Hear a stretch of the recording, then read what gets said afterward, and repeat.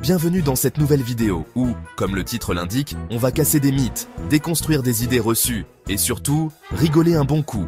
Aujourd'hui, on s'attaque aux 7 plus gros mensonges sur le sexe. Oui, vous avez bien entendu ces petites Gab 2S histoires qu'on nous raconte depuis la nuit des temps, qui nous ont bien embrouillé l'esprit et qui ont surtout fait beaucoup de mal à nos relations.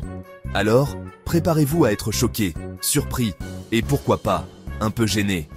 Premier mythe qu'on va démonter à coups de pied de biche, les hommes ne pensent qu'au sexe. Ah bon? Vraiment? Entre les films, les chansons, on pourrait croire que le cerveau masculin, c'est juste un disque rayé qui répète en boucle « sexe, sexe, sexe ». Mais attendez, soyons sérieux 2 minutes. Vous croyez vraiment que pendant un match de foot, un mec va se dire « oh là là, ce but, ça me donne envie de… » Non, à ce moment-là, il pense à la victoire, à la bière qu'il va boire après, ou à la fois où il a essayé de faire un créneau et qu'il a fini sur le toit d'une voiture. Bref, on est complexe comme des notices d'Ikea, vous voyez? Alors, la prochaine fois que vous entendez ce cliché éculé, dites-vous bien que c'est aussi crédible que de dire que les pigeons sont des espions du gouvernement. En réalité, les hommes pensent à une multitude de choses. Ils réfléchissent à leur travail, à leur passion, à leurs amis, à leur famille. Ils se demandent comment résoudre des problèmes complexes, comment améliorer leur vie, et même comment assembler ce meuble Ikea sans finir avec des pièces en trop. Ils planifient leur semaine, se souciant de leurs responsabilités, et parfois, ils rêvent même de vacances bien méritées. Alors, réduire leurs pensées à une seule obsession, c'est non seulement réducteur, mais aussi complètement faux. La vérité, c'est que le cerveau masculin est aussi diversifié et riche que celui de n'importe qui d'autre.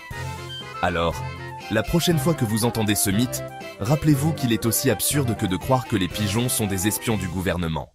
Deuxième mythe à passer à la moulinette. Le sexe, c'est toujours génial. Ah ouais? Si c'était le cas, je serais en train de tourner cette vidéo depuis une plage paradisiaque, avec un cocktail à la main et des dauphins qui font des chorégraphies autour de moi. Imaginez un peu, le soleil couchant, le sable chaud sous les pieds, et moi en train de vous parler de la perfection du sexe. Ce serait le rêve, non? Parce que franchement, si le sexe était toujours un feu d'artifice d'extase et de volupté, on ne parlerait que de ça. Les conversations tourneraient autour de nos dernières aventures passionnées, et chaque rencontre serait une explosion de sensations. Il n'y aurait plus de guerre, plus de famine, juste des gens qui se promènent avec un sourire béat et des paillettes plein les cheveux. Le monde serait un endroit tellement plus joyeux et insouciant, rempli de bonheur et de rire. Mais la vérité, c'est que comme tout dans la vie, le sexe a ses hauts et ses bas. Il y a des moments où tout semble parfait, où chaque geste, chaque regard, chaque toucher est en harmonie. Parfois, c'est génial, incroyable, une expérience mystique qui vous transporte au 7e ciel. Vous vous sentez connecté à l'univers, comme si rien d'autre n'existait. Et puis parfois, c'est un peu le Titanic, quoi. Les attentes sont hautes, mais la réalité peut être décevante. Et c'est normal, c'est la vie. On apprend, on grandit et on continue d'explorer. 4e mythe qu'on va déboulonner avec la délicatesse d'un éléphant dans un magasin de porcelaine. Plus c'est long, mieux c'est. Alors oui, on a tous déjà entendu parler des performances dignes d'un marathon sexuel. Mais soyons réalistes 2 secondes. Qui a vraiment envie de passer 3 heures à faire des galipettes? Franchement, au bout d'un moment, on a soif, on a faim, on a envie de regarder un épisode de sa série préférée. Bref, la durée idéale, c'est celle qui vous convient à vous et à votre partenaire. Alors, la prochaine fois que vous entendez quelqu'un se vanter de ses exploits sexuels dignes d'un athlète olympique, souriez poliment et changez de sujet. Ou mieux, dites-lui que vous, votre truc, c'est la qualité, pas la quantité. 5e mythe qu'on va dégommer comme un pigeon qui vole dans une vitre. Les préliminaires, c'est une perte de temps. Sérieusement? Vous pensez vraiment qu'on peut zapper l'apéro et passer directement au dessert? Parce que les préliminaires, mes amis, c'est comme l'entrée en matière d'un bon film. La bande-annonce qui vous donne envie de voir la suite. C'est le moment de se découvrir, de se séduire, de créer une tension sexuelle digne d'un film de Tarantino. Et puis, avouez que c'est quand même plus sympa que de foncer tête baissée comme un sanglier dans un champ de maïs. 6e mythe qu'on va enterrer plus profond que le trésor des pirates. Le sexe après 30 ans, c'est moins bien.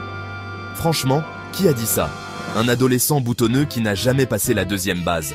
Parce que figurez-vous qu'à 30 ans, on ne se transforme pas en citrouille, on ne perd pas ses pulsions et on ne se met pas à tricoter des pulls en laine en regardant des documentaires sur la nature.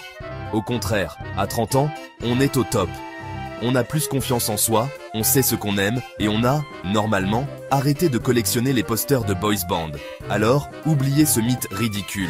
Le sexe après 30 ans, ça peut être encore plus épanouissant, plus intense, plus libéré quoi. Et enfin, 7e mythe qu'on va démonter avec la facilité d'un jeu d'enfant.